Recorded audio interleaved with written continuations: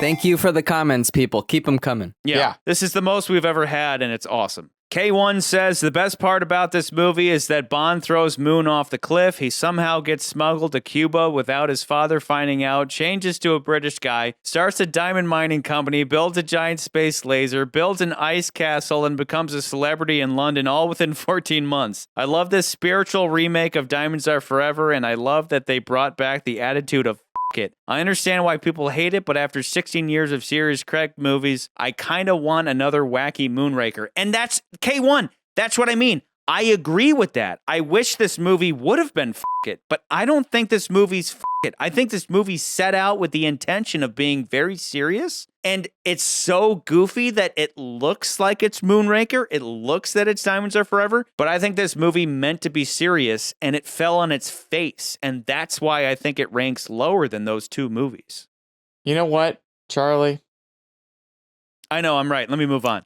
No, you know what? No, I don't think. I think you're wrong. I think we need to put this below twice. It's just suck my balls. You drunk. Suck my. I think balls, we need to put it below. You Only Live Twice. Okay. Because it really drunk failed. when he's agreeing with Charlie. It's really failed. I've never seen this person before. Welcome. Hey, a newbie. Hollisbach Studios. All right. Die Another Day is a film that has grown on me. The first time I seen it, I hated it. It was stupid and boring and my least favorite Bond movie. But now, when I rewatched again, it became a favorite of mine. Sure, I can't defend the awful and cringy dialogue, the crappy GGI, and the ridiculous plot. But my point is, when you just give up on trying to make sense of the movie and just enjoy the craziness of it, it's just a really fun time. Again, I will refer to Murphy Chase, who's like, Bond's always good, even if it's bad. It's like pizza. The action is fantastic. The characters, while completely over the top, are fun as hell to watch on screen. The David Arnold score is my favorite of his, and I just love Tsunami scene. I just laugh every time. And apart from the plane climax, which is just terrible, the film is never boring. Also, I love The Vanquish. A car that goes invisible is pure Bond. Yeah, it's like pure goofy Bond. I'm cool. You know what? I know a lot of people want to give to the invisible car, but I'm like, it's flying cars and swimming cars. I don't care. It's based off of real technology. Yeah, that's what drives me nuts. And it's maybe not practical. The technology to the effect that they, and the way that they display, like, you know what's hilarious to me is that a movie Top Gear literally does it. No, recently. Listen to McCurdy talking about the invisible car, and he still hates talk about the this flying car. car. Like, flying cars bad, invisible car good. Go fuck yourself. Anyway, the entertainer says, I think of this one in a similar way I view Diamonds Are Forever. You should, because it's a direct remake. It's entertaining, but probably not a very good movie. I will admit I have a hard time knowing if this film tried to be super cool and fails hilariously, or if it's intended to be this campy. Yeah, baby. Intention matters. It was trying to be serious. McCurdy, you are a god among men. Drink some water. So no, wait, back up. He says probably the truth lies somewhere in between. Either way, the bad stuff is kind of why I like this one. Even the song is somewhat of a guilty pleasure for me. The awfully corny dialogue between Bond and Jinx, the over-the-top invisible car. Save your thoughts, McCurdy. The absurdity in Bond and Graves' sword fight, it should add up to be a pretty bad movie if I enjoy all these things. So yeah, it's kind of bad, but it's way too fun for me to dislike it. I also think this film does some good things, like Jinx being a pretty cool sidekick, fun gang of villains, including the smaller parts like Mr. Kill, and a cool opening with Bond getting captured. Yeah. Although the film doesn't explore the Bond getting captured and then going rogue part as much as it should, it still keeps the story engaging. I also like Bond and Miranda's interactions, although their relation is pretty underused, considering how well Bond and Elektra worked in the last film. So like Diamonds, it's pretty dumb but fun, although Die Another Day has a somewhat more engaging story with Bond being betrayed. On top of all the silly stuff, also fun to spot all the references to previous Bond films and to Fleming. Yep. I will say I'm a bit biased since it's the first Bond I ever saw, but I think it serves as a pretty good introduction to the series, at least if you're a kid, because this film feels like what a kid would imagine a Bond movie to be. While Tomorrow Never Dies is a better film, this one is way more fun in my opinion, so my Pierce ranking, it comes third. Okay. In my overall ranking, it's number 21. Again, before watching it, I was like, I wonder if this will attack Tomorrow Never Dies. It just doesn't. No. You know what? Okay, Charlie. No, two things. not at all. Two things, real quick. I think I'm actually going to say this is better than Diamonds Are Forever. I'm just going to say that right now. You. You're stupid. You know why? I've been, you know I've what? been And waiting I actually have a last really 2 good point. hours to hear McCurdy's rank. I have a really good point to why it's Spider Diamond as the to why it's Spider Diamond as the Spider Diamond as the Why? Because Diamonds Are Forever has this really stupid moment where Tiffany Case is like, there's a guy who looks like That's a not woman. enough. That's Blofeld. I and don't it's care. Just like, I it honestly, doesn't make sense. Honestly, that rewatching part that does not make sense. Blofeld says we've never met, but she sees the cat, and you can maybe put together that she never saw the cat prior to that. Maybe She Bond never told her saw, about the cat, but Bond never saw the cat. Bond Listen, saw we're the not cat. talking. We're not talking about headcanon Bond here. Okay? saw the cat. We're talking It's about a the very movie, famous cat. and you're full of shit. Yeah. Also, I just want to say that I think it's hilarious that people give this movie shit for invisible cars, and a movie like Spider-Man: Homecoming has invisible planes that use very similar technology. Adaptive camouflage. Tiny cameras on all sides project the image they see onto a light-emitting polymer skin on the opposite side. You see, to the casual eye, it's as good as invisible. And nobody says anything. They're like, oh yeah, the plane, the shield plane, he had the invisible technology, and nobody says anything. But then when it came out in 2002, everyone was losing their fucking heads. Guys, there's a girl here. Her name's Ava Madeira. I don't think we've not ever a real had name. I don't think we've It's ever not a had real a female. It's not a real name. Have some respect for women. Ava You speaking. have the least I would amount of have respect loved for to see women. what this movie Disrespect would for have You women have on the the if not least. for. Hey, listen. I would have loved to see what this movie would have become if not for 9/11. Intended as a darker, more grounded Bond movie, it chickened out by the second act and unraveled into escapism in response to the fog of collective grief the West was in during 2002. Yes, unfortunate. The initial darker draft the actors talk about before filming started and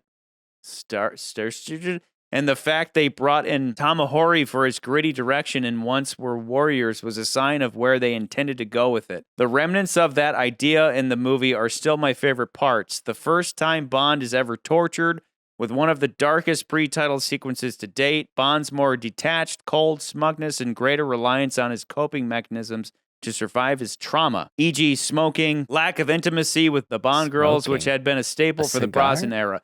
Pretending a shaved new suit fixes his problems. The first sex scene in a Bond movie ever that could have shown his vulnerability, but they squandered on a fig gag. Unfortunately, MTV music video editing and bad CGI chasing the trends of the day, e.g. Mission Impossible 2, Triple X, Charlie's Angels, Fast and Furious, Matrix, Face Off, won over what looks like was the initial plan. It was a good 2002 action movie, but isn't a great Bond movie because it needs a disclaimer to explain the elements that didn't age well, and a great Bond movie has to be timeless. I agree. I mean, like, why let 9/11 ruin everything? I didn't even think about 9/11 was bad until enough. McCurdy brought Why it up. let 9/11 ruin a Bond movie? No, but I talked about this earlier, but like with a TV show like 24, that it's ironic, but it succeeded because of 9/11. Because 24 actually was developed prior to 9/11, and then when 9/11 happened, people were like, "This 24 shit's amazing! Like we need more of this." And then we had Born Identity, and I think this movie, if I'm being serious, I think it just fell into the. Jesus Christ, that's Jason Bourne. Jesus Christ, that's Jason Bourne. This movie definitely fell victim to just like wanting to do the trend that had, and 9/11 not happened, I think this movie probably would have been more successful. That's not the case, obviously. 9/11 ruined everything. 9/11 kind of ruined this movie. Stupid 9/11, always ruining things. Anyway, damn Taliban. DGMC says, I'm a fairly new Bond fan, but I managed to catch this recently during my Brosnan marathon. Holy shit, was Halle Berry, arguably the biggest actress on the planet at the time, misused and the Rosamund Pike twist lame. The face-off ripoff blew chunks and went too far as well, in my opinion. Somehow it bothers me more than the big wave scene. Love the sword fight, though. Madonna cameo and her midlife crisis theme song notwithstanding. T&D and Twine are flawed with unrealized potential and interesting ideas not fully capitalized. I'm sorry, I'm stuck on midlife crisis.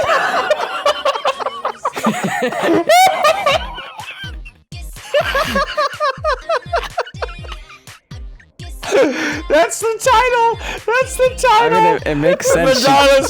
That's the title of this episode. Is Madonna's midlife crisis. I mean, she kissed Britney Spears not long after this. Yep. Just trying to be relevant. Just desperately trying to be relevant. That's the title of this episode is Madonna's midlife crisis. I love the thought of that being the thumbnail, like Madonna's midlife crisis. Die another day, Madonna's midlife crisis.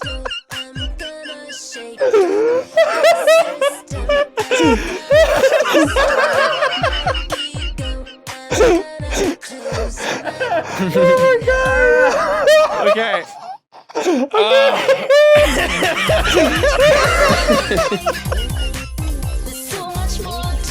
Okay.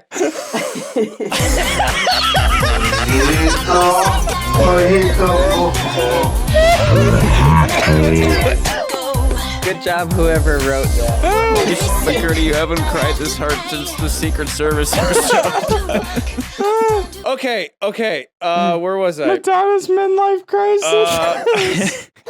The T&D and Twine are flawed with unrealized potential and interesting ideas not fully capitalized on, but Die Another Day takes it to a whole new level. This movie showed that Bond was a franchise out of time and in need of a refresh. I don't wish Brosnan had gotten a fifth film, but rather a better fourth one. Like I said in my opening rant, though, it's kind of typical.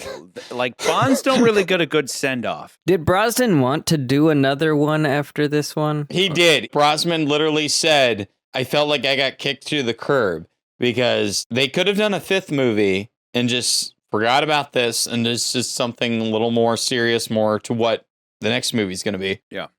But they didn't, and they decided to go in a completely different direction, maybe for better, as we will see next film. Too bad for Brosnan. But again, like we said, Brosnan, out of all the Bonds, was the Bond that was such a fan of the franchise that he wanted to be Bond. I'm a fan of these movies. I love these movies. I want to be Bond. And then you get to the end of this movie, and then unfortunately, like, he has to, like, gets fired, you know? Yeah. Nikolai Quack. Nikolai, we love you. He wrote us a book, and I'm going to read all of it. Please do. Please do. If I had to describe Die Another Day with one analogy, it's like taking your favorite dessert, whatever it may be, and just pouring tons and tons of ice cream and pure sugar on it until you get diabetes and have to throw up just by looking at it. Lee Tamahori just literally did not understand shit about Bond and made a film that goes overboard, but not in a fun way. In the diabetes kind of way. It's the only Bond movie I actively dislike.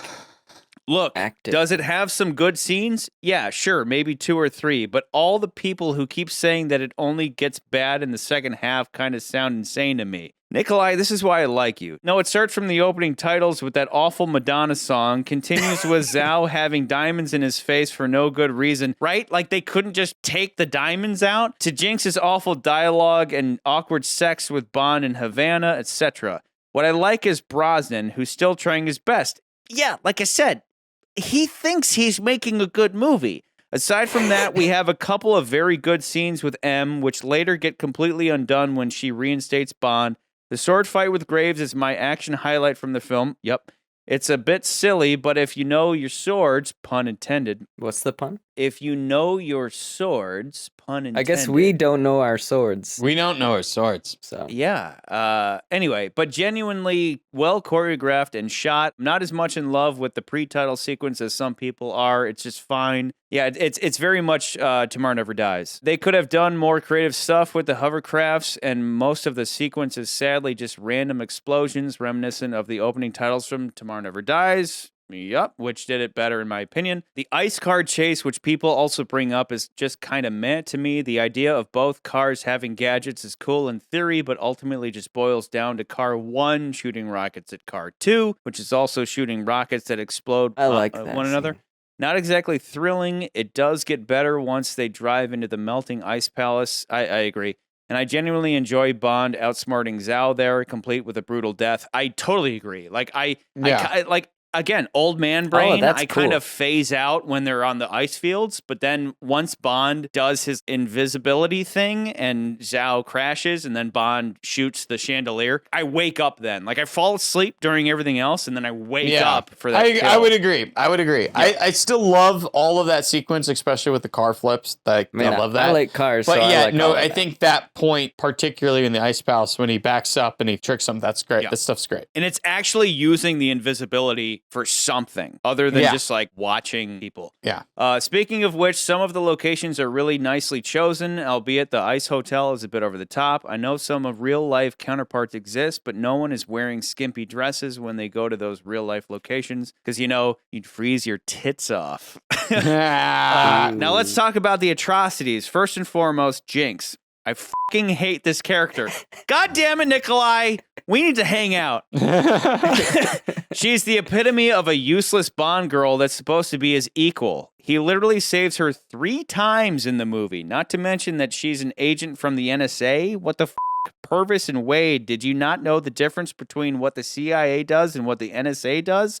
The NSA does stuff like phone and internet surveillance, not active field missions. I know it may sound pedantic, but Christ, that's stupid. She also has some of the literal worst pieces of dialogue in the entire series. But then again, the entire script to this film is pure shit, ranging from Yo Mama to Big Bang Theory. So much of this film feels like a horny and very dumb 13-year-old wrote it. Another thing is, of course, the CGI. The less said about that, the better. It's bad. Many effects from the 60s to 90s era of Bond have aged infinitely better. I agree. Practical shit is timeless. For real. Like, we think about GoldenEye and all of the stuff with the satellites. We know that's all practical effects, and those are all miniatures. They stand the test of time. It does look a lot better. I'm not going to argue there. Yeah. And lastly, I just want to say that anything good this movie attempts to do, they undo a few scenes later. Bond's months of torture, adios. Bond going rogue, not for long. Oh, I hate this. Nikolai, that's like the best review you've ever written. Not just I agree because I agree with it, because that's all true. Like, that's just all truth. You and McCurdy, as usual, can go bang each other and talk OHMSS. But we can, because that's a good movie. But all of everything that book you wrote is truth. That is truth. Charlie, I have to tell you something. Do it quickly because Ethan Toyce has something to say. Blastoise. I think this should be ranked number 20. You want to put it at the bottom? Yeah. I'm shocked. I'm shocked. I want to do it. All right. Why not? We'll talk about that. Ethan Why can't we Toyce. not put it at the bottom? Soon. I came into this expecting to fight you. I don't want to fight you. I want to put it at the bottom. I was expecting below. I want to put it at the bottom now. Oh my God! You want to put it at the bottom? Why not? Oh, It's I don't kind even of remember you kind of only like did a twice. sexy bottom. You know, it's like a power bottom. Like Bond? Christ. I kind of Bond like. is I on the bottom. Bond is on the I kind bottom. of want to least put in him their on the first scene. bottom. You'd think that after 14 months, he'd be like, I'm on top, bitch. You He's know? like, no. But then he's full of venom still, so he's like, Because like think you about get on it. top. Like think you get on think top. about this. He keeps think his about tip this. up. Charlie, you made a really good point with me, okay? The point you made was that this movie starts off strong like a Brosnan movie as far as the first 3 goes, and you feel like, okay, this is a story that's modern, it's dark, It's going this way. It's going this way. And then it goes like And if you remember, I don't think the same thing about You Only Live Twice. I really don't. I think You Only Live Twice starts in a way that it's like, this is a campy Bond film from the beginning of the movie to the end of the movie. And I can accept it. I accept it. But I feel like we're lied to with Die Another Day. And I love Die Another Day. That's the sad part about it. It's like, I actually like that movie. I'm treating this like putting it at the bottom is actually kind of putting it like number 1. Because you would think that I would be like, no, McCurdy, like, why would you put it so low? And I'm like, because that's like a respected spot to be that bad. Because it's so fucking bad. It makes it because you're like, special this is such a being so special it's kind of highlighted in its own weird way of being like, this is so fucking ridiculous. So I thought I considered that. I honestly considered that. Like I said, when I first put it on, I was like, I'm going to try to take this from a McCurdy perspective. I'm going to try to see if like maybe this movie is better than Moonraker. I'm going to go for it. If you're watching it and you're like in real time ranking it, it's like, wow, this movie's really good. Like maybe this might be like spot number like 3 or 4. Wow, this is so good. And then as you're watching it, it just slowly moves its way down the fucking list. I wouldn't say slowly. What I'm getting at, though, is that I did think about coming here tonight and saying, guys, this movie should be at the bottom. I know that's the cliche, is that this movie's the worst. And I think so, too. But then I put in You Only Live Twice. And I started watching it today.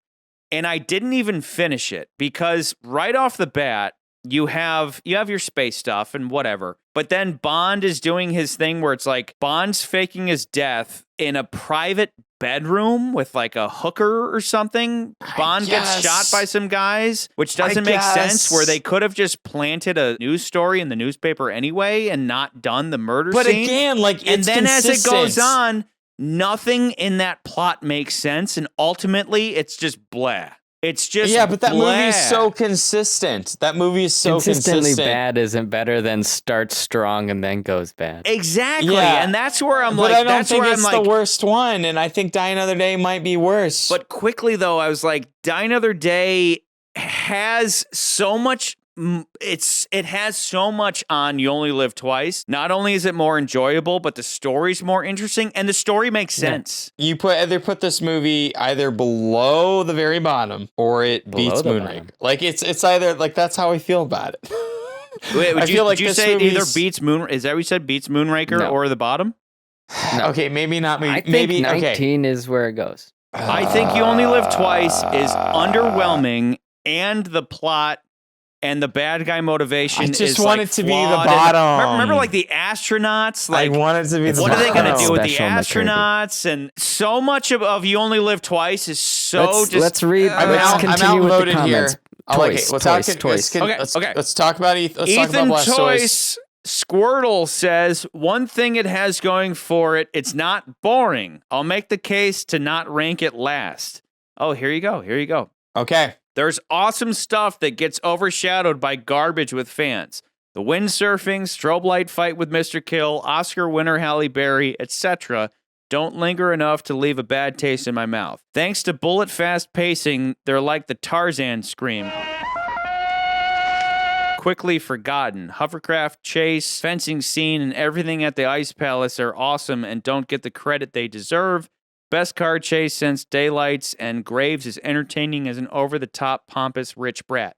Ethan, you came in at the right time in this discussion to give a case for why it's better than You Only Live Twice, but I don't think it out Diamonds Are Forever's Diamonds Are Forever. Peter Jones, we have a lot of fresh faces. Never heard from Peter Jones. All right, before. Peter Jones. Peter Jones, welcome. Peter Jones says, underrated first half before it falls off a cliff into parody territory. Okay. Yeah. It's fair. Vuk Bablo. I love Vuk Bablo. Motherfucker. Motherfucking Bubblo says, no Mathilde, no Dudu, Bond doesn't die, Sigmund Freud, so I give it 9 out of 10. He's really putting it up against No Time to Die. I don't know why. Do it. Huevos rants. Again, crazy motherfucker always ranting about eggs. Die Another Day, a guilty pleasure Bond. I don't hate it. Again, we're not here to hate Bond. I don't hate this movie. No, yeah. We don't hate like I think I've told you guys. Okay, if I'm ranking the Brosnan films, just the Brosnan films, GoldenEye's the best movie. Then Tomorrow Never Dies. I actually like Die Another Day more than World Is Not Enough. I find World Is Not Enough is boring in comparison to this movie. It's because you're even though World Is Not Enough, I think has probably a better villain. I like Die Another Day because it's just way more balls to the walls and it's crazy and it's It action-packed. should have been more so, though. I'd be right there with you if it was more so. If it McCurdy, went you're crazy. saying you'd rather pop Die Another Day into a VCR than Twine? Yes, I would rather because I feel like Twine's slightly boring. Then that's fine, but I think my it Twine. ends boring. I feel like it ends kind of like lackluster. There's a lot of stuff that I'm just like, I want more out of this movie and I'm not getting it. Die Another Day, it just brings it, and it's stupid. It is stupid. Again, it makes me do this. But I like it. I like it. Anyway, okay. It's stupid. He says, but I like it. He says, I don't Okay. hate it. The first half has really cool Bondian ideas, like him being captured in Korea. It's a Moonraker type Bond film, very over the top. The only bad thing is that Pierce Brosnan should have had a better send-off, but I guess just banging Halle Berry with the diamond is good enough. Lol. Best lines is when Bond's like, I'm checking out.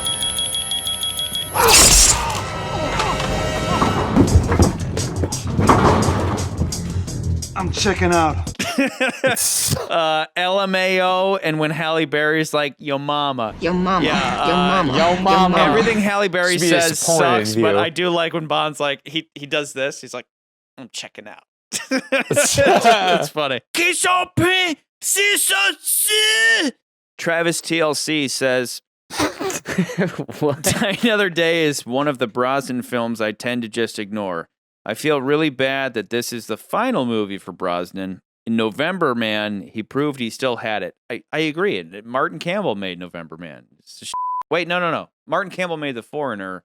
November Man is a I wasn't different a movie, fan of but In November Man. I couldn't get into it. I'm sorry. But it still shows that he could pull off an additional Bond movie, which they should do in the interim before they find a new Director Bond. Roger Anyway, Donaldson. okay, Yeah. Roger Donaldson. Anyway, The keep going. issues with this film are not Brosnan's fault, and he's the highlight of this film. I wish the villain was either Moon or Graves, not both being the same person. Absolutely stupid. It has a few good moments thanks to Brosnan. Beyond that, it's a letdown. We don't have anybody coming in here saying, here's a reason why this movie should be really high on the list. And this is where I No. think reality is slapping back, where leading up to this movie, I was ready to let Die Another Day come into my heart as like a misunderstood, like Moonraker. The way we covered Moonraker was like, Moonraker's actually like not the bottom, and it's actually really enjoyable.